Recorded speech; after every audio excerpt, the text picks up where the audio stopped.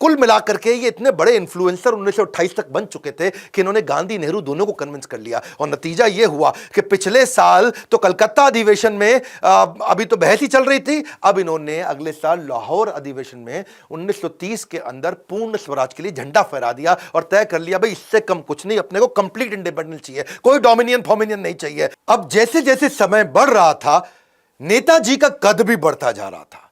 1939 का समय आया और तब गांधी जी को अच्छा नहीं लग रहा था कि ये थोड़े गरम दल वाले बन रहे थे, क्योंकि गांधी नेहरू वगैरह तो थोड़े नरम दल के थे और ये चाहते थे कि भाई अब दुनिया भर में लड़ाइयां हो रही है तो अब हमें भी लड़ना चाहिए, क्योंकि वर्ल्ड वॉर 2 का टाइम आ गया है, इस समय अंग्रेज कमजोर हो जाएंगे, क्यों नहीं उनको हरा दिया जाए इस टाइम पे, इस टाइम उनको तोड़ा जाए। गांधी बोले नहीं नहीं, मुझे आपका तरीका पसंद नहीं, क्यों ना इलेक्शन करा ले।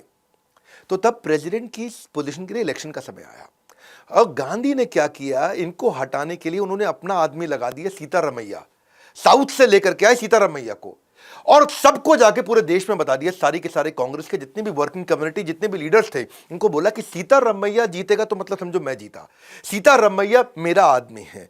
और उन्होंने सीतारमैया के लिए कैंपेन करना शुरू कर दिया। इधर नेताजी सुभाष चंद्र बोस भी उनका आशीर्वाद लेकर के इलेक्शन के लिए आगे बढ़े और जब चुनाव के नतीजे आए तो सब हैरान हो गए। गांधी जी के उम्मीदों के विपरीत नतीजे आए। सीतारमैया को 1375 सीट मिली, सुभाष चंद्र बोस को 1580 सीट मिली। आपको यहां समझना पड़ेगा, यहां समझिए कि सुभाष चंद्र बोस का कद बहुत बढ़ चुका था, लोग गांधी से ज्यादा उनको पसंद करने लगे थे। यह ध्यान देने वाली बात है। गांधी जी नाखुश हो चुके थे, वो बोले कि सीतारमैया की हार मतलब मेरी हार है।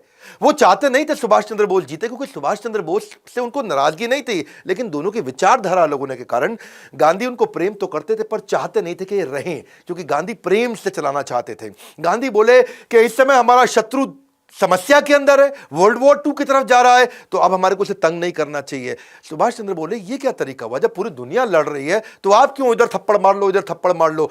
अब जीत तो गए थे ये सुभाष चंद्र बोस, लेकिन गांधी ने इन पे प्रेशर डाला कि अब आप रिजाइन कर दो, आप इस्तीफा दे दो। एक सच्चे शिष्य एकलव्य की तरह अपने गुरु महात्मा गांधी के चरणों में आकर के उन्होंने त्याग पत्र दिया। बहरहाल सुभाष चंद्र बोस उनको बोले कि मैं जानता हूं कि हमारे रास्ते अलग अलग हो सकते हैं पर हमारा मकसद एक ही है। पर अब इनको क्योंकि बाहर कर दिया गया तो अब कांग्रेस तो उनको सपोर्ट कर नहीं रही थी, क्योंकि ये बाहर हो गए थे। 12 बार इनको जेल में डाला गया, अंग्रेजों ने इनको बहुत तंग किया। ये जब बाहर आए तो इनके घर पे सीआईडी लगा दी और इनके घर पे नजर रखी जा रही थी कि सुभाष चंद्र बोस कुछ करे नहीं। सुभाष चंद्र बोस ने सोचा कि अब देश में बात नहीं बन रही है, इन्होंने कांग्रेस को एनकरेज किया कि आप करते रहो जो कर रहे हो, आप गांधी को सपोर्ट करो। ये इतने इंटेलेक्चुअल थे, इतने बुद्धिमान थे कि ये बाहर निकल आए देश से। इन्होंने मन मन सोचा कि मैं देश से बाहर निकल करके मैं क्यों नहीं ग्लोबल अलायंसेस बिल्ड करूं।